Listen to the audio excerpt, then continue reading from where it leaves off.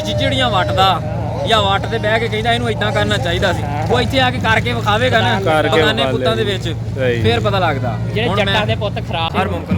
अस्सलाम वालेकुम दोस्तों रंधावा व्लॉग में खुश आमदीद। हाँ जी, उम्मीद करते तमाम दोस्त ठीक ठाक होणगे। हाँ जी, जिस तरह के दोस्तों को पता वा अज मेला जिहड़ा वा पूरे जोबन च भख रहा वा ते भाई यासर संधू साहब साडे नाल आ ते आपां इन्हां नाल जिहड़ियां दिल दीयां गल्लां बातां जिहड़ियां वा आपां ਕੀ ਡਿਫਰੈਂਸ ਹੈ ਤੇ ਜ਼ਿਮੀਂਦਾਰਾਂ ਨੂੰ ਕੀ ਸਿੱਖਣ ਨੂੰ ਮਿਲੇਗਾ ਇਸ ਮੇਲੇ ਤੋਂ? ਇਹ ਯਾਸਰ ਭਾਈ ਥੋੜਾ ਆ ਗਿਆ ਦੱਸਿਓ ਜੀ। मेला बहुत अच्छा जा रहा है जी, हमेशा की तरह बहुत जबरदस्त है। 71 वाला बहुत चंगा सी, लेकिन 71 वाला ने अपने हिसाब ਨਾਲ ਚੰਗਾ ਕੀਤਾ। ਉਹ ਨਵਾਂ ਸਟਾਰਟਿੰਗ ਦੇ ਵਿੱਚ ਇੰਨੇ ਜ਼ਿਆਦਾ ਲੱਗਾ ਦੇ ਉੱਤੇ ਕਾਨੂੰਨ ਜਿਹੜੇ ਸਖਤ ਨਹੀਂ ਕਰਨੇ ਚਾਹੀਦੇ, ਉਹਨਾਂ ਨੇ ਏਡੇ ਸਖਤ ਨਹੀਂ ਕੀਤੇ, ਪਿਆਰ ਨਾਲ ਕੰਮ ਰੱਖਿਆ। ਅੱਛਾ ਮੇਲਾ ਯਾਸਰ ਭਾਈ ਸਾਨੂੰ ਤਾਂ ਲੱਗ ਰਿਹਾ ਇੰਤਜ਼ਾਮੀਆ ਉਹਨਾਂ ਦੀ ਚੰਗੀ ਸੀ, ਇਹਨਾਂ ਦੀ ਇਹਨਾਂ ਦੀ ਵੀ ਇੰਤਜ਼ਾਮੀਆ ਬਹੁਤ ਅੱਛੀ ਆ ਭਾਈ, ਲੇਕਿਨ ਮਸਲਾ ਪਤਾ ਕੀ ਆ, ਇੱਥੇ ਕਰਾਊਡ ਬਹੁਤ ਜ਼ਿਆਦਾ ਹੋ ਜਾਂਦਾ ਆ। ਦੂਜਾ ਨਾਲੇ ਬਹੁਤ ਪੁਰਾਣੇ ਹੋ ਗਏ ਆ ਤੇ ਇਹ ਹੁਣ ਇਹਨਾਂ ਕੋਲ ਇਤਰਾਜ਼ਾਤ ਵੱਧ ਜਾਂਦੇ ਆ, ਨਾਲੇ ਟਰੈਕਟਰ ਬਹੁਤ ਜ਼ਿਆਦਾ ਇਹਨਾਂ ਕੋਲ। ਉਹ ਤੁਹਾਡੇ ਟਰੈਕਟਰ ਮੇਰੇ ਖਿਆਲ ਇੱਕ ਤਾਂ ਥੋੜੇ ਸੀ, ਦੂਸਰਾ ਟੋਚਨ ਲੇਟ ਬਹੁਤ ਕਰਦੇ ਸੀ, ਯਾਨੀ ਹਰ ਕੰਮ ਸਲੋਲੀ ਸੀ ਨਾ, ਲੇ ਹੋ ਰਿਹਾ ਸੀ ਬਹੁਤ ਜ਼ਿਆਦਾ। ਲੇਕਿਨ ਮੇਰੀ ਸਮਝ ਦੇ ਵਿੱਚ ਨਾ ਜੀ ਉਹ ਵੀ ਬਹੁਤ ਅੱਛਾ ਉਹਨਾਂ ਨੇ ਰਿਹਾ। ਉਹਦੀ ਸਭ ਤੋਂ ਵੱਡੀ ਅੱਛੀ ਗੱਲ ਇਹ ਸੀ ਕਿ ਉਹਨਾਂ ਨੇ ਬਹੁਤ ਜ਼ਿਆਦਾ ਲੋਕਾਂ ਤੇ ਸਖਤੀ ਛੋਟੀ ਨਹੀਂ ਕੀਤੀ, ਪਿਆਰ ਵਾਲਾ ਕੰਮ ਰੱਖਿਆ। ਤੇ ਦੂਸਰਾ ਨਾ ਤੇ ਸਫਾਈ ਬੜੀ ਸੀਗੀ, ਦੇਖਣ ਵਾਲਿਆਂ ਨੂੰ ਦੂਰੋਂ ਦੇਖ ਕੇ ਮਜ਼ਾ ਆਉਂਦਾ ਸੀਗਾ। ਹੁਣ ਨਾ ਲੋਕ ਕਰਾਊਡ ਬਹੁਤ ਜ਼ਿਆਦਾ ਅੰਦਰ ਆ ਗਿਆ ਭਾਈ। ਉਹ ਵਾਹ ਮੇ ਅੰਦਰਲੀ ਸਾਈਡ ਦਾ ਅਸਲ ਵਿੱਚ ਡਿਸਕਾਂ ਦੇ ਉੱਤੇ ਟੋਚਨ ਦੇ ਅੰਦਰ ਨਹੀਂ ਆਊਗਾ ਨਾ, ਇਹਨਾਂ ਨੇ ਉਸ ਹਿਸਾਬ ਨਾਲ ਮੈਨੇਜ ਕੀਤਾ। ਟੋਚਨ ਵਾਸਤੇ ਇਹਨਾਂ ਨੇ ਜਗ੍ਹਾ ਬਣਾਈ ਹੈ ਸਪੈਸ਼ਲ। ਬਾਕੀ ਯਾਸਰ ਭਾਈ ਤੁਸੀਂ ਆਪਣਾ ਟਰੈਕਟਰ ਨਹੀਂ ਲਿਆਏ, ਸੁਣਿਆ ਸੀ ਤੁਹਾਡਾ ਟਰੈਕਟਰ ਵੀ ਆ ਰਿਹਾ ਵਾ। ਮੇਰੇ ਵਰਗਾ ਸਮਝੋ ਜਿਵੇਂ ਜ਼ਾਤੀ ਹੁੰਦਾ ਨਾ, ਇਵੇਂ ਮੇਰੇ ਤੋਂ 100 ਕਿਲੋਮੀਟਰ ਅੱਗੇ ਬੈਠੇ ਭਾਈ ਵਾਹਦ ਅਸਲ ਫਾਰਮ ਵਾਲੇ। ਹਾਂਜੀ, ਇਹ ਉਹਨਾਂ ਦਾ ਟਰੈਕਟਰ ਕੋਲ ਤਾਂ ਪਰਲਾ, ਠੀਕ ਹੈ। ਪਰਲਾ ਭਾਈ ਨਜ਼ਾਕਤ ਚੌਧਰੀ ਨੇ, ਇਹ ਸਾਡੇ ਗਰੁੱਪ ਦੇ ਮੇਰੇ ਆਪਣੇ ਭਰਾਵਾਂ ਵਰਗੇ ਦੋਸਤ ਨੇ। ਠੀਕ ਹੈ। ਇਹਨਾਂ ਨੂੰ ਆਪ ਹੀ ਮੈਂ ਕਹਿ ਕੇ ਫੋਰਸ ਕਰਕੇ ਸਦਾਏ ਰਾਤੀ ਟਰੱਕ ਤੋਂ ਲਾਏ ਨੇ ਦੋਨੇ। ਠੀਕ ਹੈ, ਟਰੱਕ ਤੇ ਲੈ ਕੇ ਆਏ ਜੀ ਇੱਥੇ? ਉਹ ਵਾਲਾ ਟਰੱਕ ਤੇ ਆਇਆ, ਪਾਲਾ ਚੱਲ ਕੇ ਆਇਆ ਚਨਿਓਟ ਵਾਲਾ। ਯਾਸਰ ਭਾਈ ਕੀ ਜ਼ਿਮੀਂਦਾਰਾਂ ਨੂੰ ਸਿੱਖਣ ਨੂੰ ਮਿਲੂਗਾ ਇਦਾਂ ਦੇ ਮੇਲੇ ਤੋਂ? ਕਿੱਦਾਂ ਇਹਨਾਂ ਦਾ ਇਹ ਅਸਲ ਵਿੱਚ ਹੈ ਸਿੱਖਣ ਨੂੰ ਤਾਂ ਇਹਦੇ ਤੋਂ ਐਡਾ ਬਹੁਤ ਕੁਝ ਨਹੀਂ ਮਿਲਦਾ। ਅਸਲ ਵਿੱਚ ਇਹ ਤਾਂ ਹੈ ਦਾ ਇੰਟਰਟੇਨ ਕਰਨ ਵਾਸਤੇ ਜਾਂ ਲੋਕਾਂ ਨੂੰ, ਵੀ ਲੋਕ ਹੁਣ ਇਦਾਂ ਦੀਆਂ ਚੀਜ਼ਾਂ ਚਾਹੁੰਦੇ ਆ।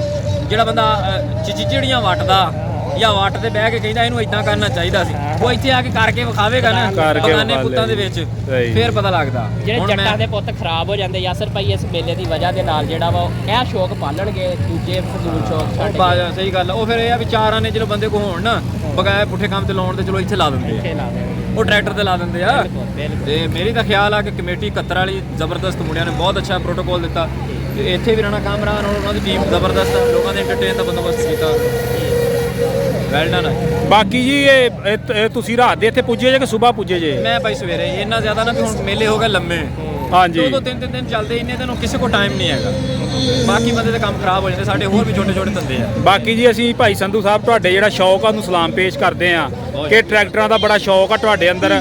ਵੇਖੋ ਤੁਸੀਂ ਕੋਈ 200-250-300 ਕਿਲੋਮੀਟਰ ਪੰਧ ਕਰਕੇ ਟਰੈਕਟਰਾਂ ਦੇ ਸ਼ੌਕ ਦੇ ਮਗਰ ਆਏ ਜੇ। ਇਹ ਤੇ ਯਾਸਰ ਭਾਈ ਦਾ ਸ਼ੁਕਰੀਆ, ਇਹਨਾਂ ਦੀ ਮੁਹੱਬਤ ਦਾ ਕਿ ਆਪਣੇ ਕੋਲ ਚੱਲ ਕੇ ਆ ਗਏ ਨੇ, ਵਰਨਾ ਇਹਨਾਂ ਕੋਲ ਟਾਈਮ ਨਹੀਂ, ਇਹਨਾਂ ਦਾ ਸੀਰੀਅਸ ਜਿਹੜਾ ਵਾ ਕਿ ਮਸਰੂਫ ਨੇ। ਇਹ ਮਜ਼ਾਕ ਆਪਣੀ ਜਗ੍ਹਾ ਕਰਦੇ ਰਹਿੰਦਾ, ਮਸਰੂਫ ਨੇ, ਮੁਹੱਬਤ ਹੈ ਇਹਨਾਂ ਦੀ ਕਿੱਡੀ ਦੂਰ ਜ਼ਿਮੀਂਦਾਰਾਂ ਦੀ ਖਾਤਰ ਟਾਈਮ ਕੱਢ ਕੇ ਆਏ। ਤੇ ਬਾਕੀ ਯਾਸਰ ਭਾਈ ਕੋਈ ਮਜ਼ੀਦ ਸਪੈਸ਼ਲ ਕੋਈ ਮੈਸੇਜ ਜ਼ਿਮੀਂਦਾਰਾਂ ਨੂੰ ਦੇਣਾ ਚਾਹੋ ਆਪਣੇ ਤੋਂ? ਮੈਸੇਜ ਭਾਈ ਹਾਲ ਦੀ ਘੜੀ ਜਿਹੜੇ ਆ ਦਿਨ ਚੱਲਦੇ, ਇਹਦੇ ਵਿੱਚ ਤਾਂ ਇਹੀ ਆ ਵੀ ਨਾ ਆਪ ਤੰਗ ਹੋਵੋ, ਨਾ ਆਪਦੇ ਘਰ ਦੇ ਅੱਬੇ ਜੀ ਨੂੰ ਤੰਗ ਕਰੋ, ਤੇ ਕੋਈ ਨਾ 85 ਦੇ ਚੱਕਰ ਵਿੱਚ ਨਾ ਉਹਦੀ ਕੰਡ ਨਾ ਲਵਾਓ।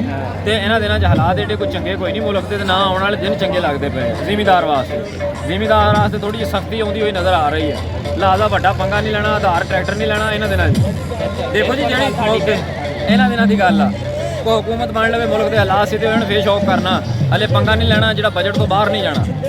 ਮੁੜ ਕੇ ਨਿਜ਼ਾਮ ਆਊਟ ਹੋ ਜਾਂਦੇ। ਬਾਕੀ ਯਾਸਰ ਭਾਈ ਮੱਕੀ ਤੇ ਕੀ ਕਹਿਣਾ ਚਾਹੋਗੇ, ਕਿਉਂਕਿ ਮੱਕੀ ਦਾ ਰਗੜਾ ਬੜਾ ਲੱਗਾ ਐਰਕਾਂ ਨੂੰ? ਮੱਕੀ ਨੇ ਭਾਈ ਸਾਨੂੰ ਬੜਾ ਲਾਸ ਕੀਤਾ, ਥੋੜੀ ਜਿਹੀ ਸੀ ਲੇਕਿਨ ਲਾਸ ਕਾਫੀ ਹੋਇਆ। ਤੇ ਹੁਣ ਹਾਲਾਤ ਕੁਝ ਬਿਹਤਰ ਹੋ ਰਹੇ। ਮੱਕੀ ਦਾ ਅੱਗਾ ਰੇਟ ਜਿਹੜਾ ਨਾ ਜੀ ਜਿਹਨਾਂ ਗੱਡੀ ਹੋਈ ਆ, ਉਹਨਾਂ ਨੂੰ ਏਡਾ ਮਾੜਾ ਨਹੀਂ ਰਹੂਗਾ, ਠੀਕ ਰਹਿ ਜਾਊਗਾ। ਲੇਕਿਨ ਅੱਗੋਂ ਕੰਮ ਵੀ ਚੁੱਕ ਦਿੱਤਾ ਨਾ ਜੀ, ਬਿਜਲੀ ਮਹਿੰਗੀ ਹੋ ਗਈ, ਖਾਦ ਵੀ ਸਾਰਾ ਕੁਝ। ਦੇਖੋ ਮੇਲੇ ਵਾਸਤੇ ਜਿਹੜਾ ਸਪੈਸ਼ਲ ਜਿਹੜਾ ਕੋ ਦੋਸਤਾਂ ਨੂੰ ਪੈਗਾਮ ਦੇਣਾ ਚਾਹੋਗੇ? ਮੇਲੇ ਵਾਸਤੇ ਜਿਹੜਾ ਸਪੈਸ਼ਲ ਦੋਸਤ ਜਿਹੜਾ ਤਾਂ ਲੱਗੇ ਆ ਜੀ, ਉਹ ਕੋਸ਼ਿਸ਼ ਕਰਕੇ ਆ ਜਾਵੇ। ਜਿਹੜਾ ਮੇਰੇ ਤਰ੍ਹਾਂ 300 ਕਿਲੋਮੀਟਰ ਦੂਰ ਆ, ਉਹਦੇ ਕੋਲ ਲੱਖ ਰੁਪਈਆ ਹੋਵੇ ਤੇ ਫਿਰ ਆ ਜਾਵੇ। ਠੀਕ ਹੈ। ਕਿਉਂ ਜੀ 50,000 ਲੈਂਦਾ ਟਰਾਲੇ ਵਾਲਾ, ਸਾਡੇ ਕੋਲੋਂ 45-47,000 ਮੰਗਿਆ ਇੱਕ ਸਾਈਡ ਦਾ, ਵਾਪਸੀ ਫਿਰ 47। ਯਾਨੀ ਮੇਰੇ ਕੋਲ ਲੱਖ ਹੋਵੇ ਤੇ ਮੈਂ ਟਰੈਕਟਰ ਇੱਥੇ ਲਿਆਉਣਾ ਇੱਕ ਦਿਨ 2 ਦਿਨ ਬਾਅਦ। ਸਹੀ। ਸੋ ਮੈਂ ਫਿਰ ਫੈਸਲਾ ਕੀਤਾ ਵੀ ਚਲੋ ਮੇਰੇ ਦੋਸਤਾਂ ਦੇ ਆ ਗਏ, ਮੈਂ ਜਾਇਆ ਕਰਾਂਗਾ, ਨੈਕਸਟ ਮੈਂ ਕਿਤੇ ਪ੍ਰੋਗਰਾਮ ਬਣਾ ਲਾਂਗਾ। ਠੀਕ ਹੈ ਜੀ, ਮਿਹਰਬਾਨੀ ਭਾਈ ਯਾਸਰ ਸਾਹਿਬ, ਆਪਣਾ ਤੁਸੀਂ ਵਿਊ ਸਾਨੂੰ ਪੇਸ਼ ਕੀਤਾ ਜੀ। ਓਕੇ, ਅੱਲਾ ਹਾਫਿਜ਼।